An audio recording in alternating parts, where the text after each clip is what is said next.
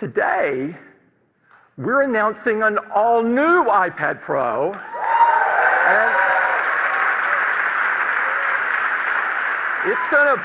it's gonna push what you can do on iPad or on any computer even further. And here it is.